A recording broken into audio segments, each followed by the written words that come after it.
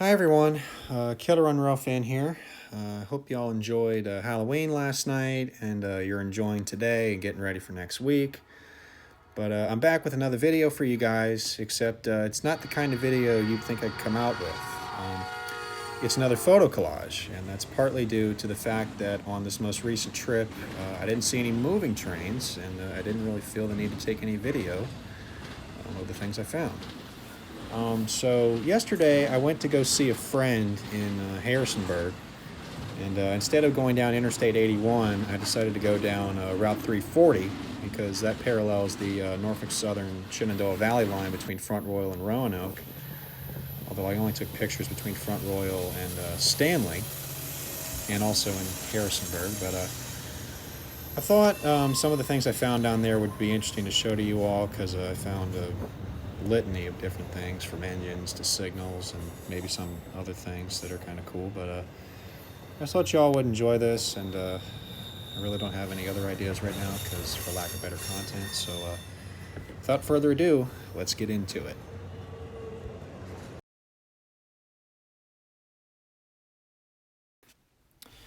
So this little expedition started out, as I said, in Front Royal. It was kind of misty considering it was 8:30 in the morning for some reason, but I drifted down to the depot on the Norfolk and Western side, which is the Valley line. They use the depot as a yard office there. And you can see I found a C44-9W number 9630 sitting on one of the side tracks there. It wasn't running. And I also found the Front Royal CPL that guards the north end of the siding here.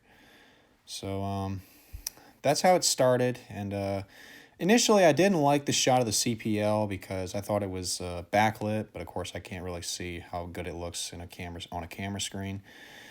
So I came back later in the afternoon and got some pictures of it, which I'll show later. And but when I came back home and uploaded it, I thought I liked it a little better. So there's that. But from here, I decided to move on south.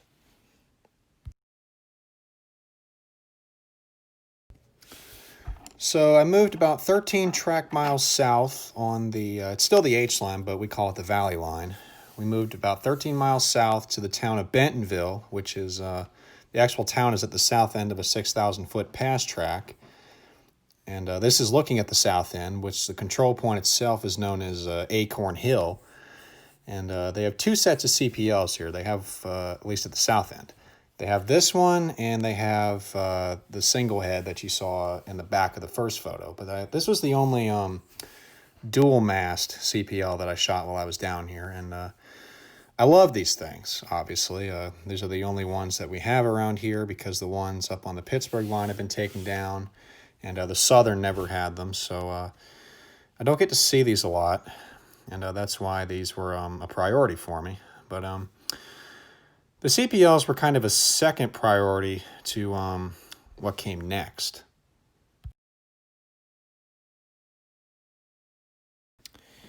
So my next objective was another 6 miles south of Acorn Hill at a place called Rileyville, which is just south of the Compton Bridge. If you all know the Valley line, you know the Compton Bridge is probably one of the best shots on the line.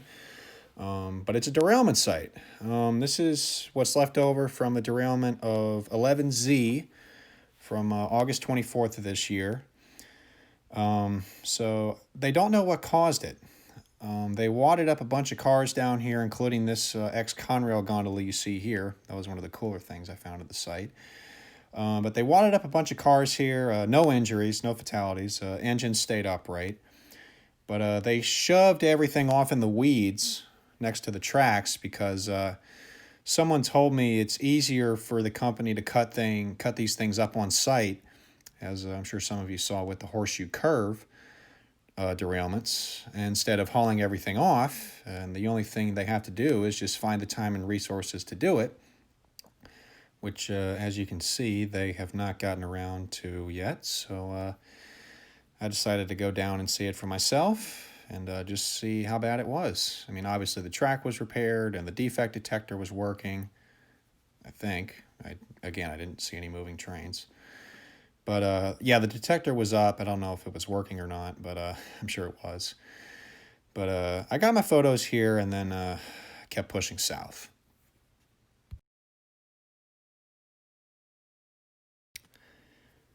So the final stop before I turned toward Harrisonburg was in the small town of Stanley, which is at the south end of another siding, and the site of another set of CPLs. The one that guards the south end of the double track is out of view here, but this is the one that guards the single track leading into the south end of the siding here, and it's a two-head signal on a single mast, obviously in the stop position because nothing was coming. And after this, I started pushing toward Harrisonburg. I did see 11Z's tail end as I came into Elkton, where the Chesapeake Western breaks off to go toward Harrisonburg. But that's all I ever saw because he cleared town well before I could get to him. So I just went ahead and pushed on to Harrisonburg. But this was a good way to bookend this first part of the Valley Run.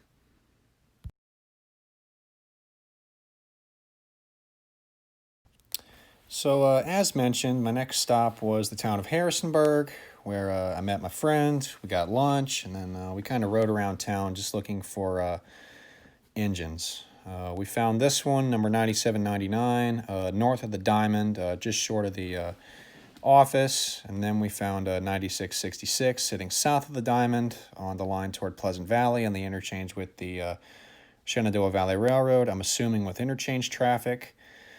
And as you'll see in the next clip here, it's a toaster. Obviously, I think sparks had come out of the stack right there, and it obviously burned some of the paint off. But it didn't surprise me in the slightest. So after this, it was back north to Front Royal.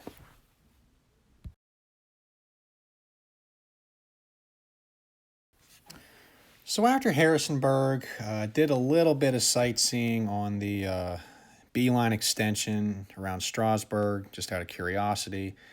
And then I finally got back to the north end of the Front Royal siding to get some pictures of the CPL, and I guess better conditions. Got two pictures of it with the box in place, and then I got a picture of it in the weeds. It's a single mast, single mast, single head. I'm not sure what that three light thing is below the head. If somebody could explain that to me, that would be very nice. But that's where I finished taking all my photos for the day. I did see 228 switching the Virginia port up at Cedarville, but my camera decided not to focus because of a breeze, so I didn't get any pictures of it. But it was a good day nonetheless.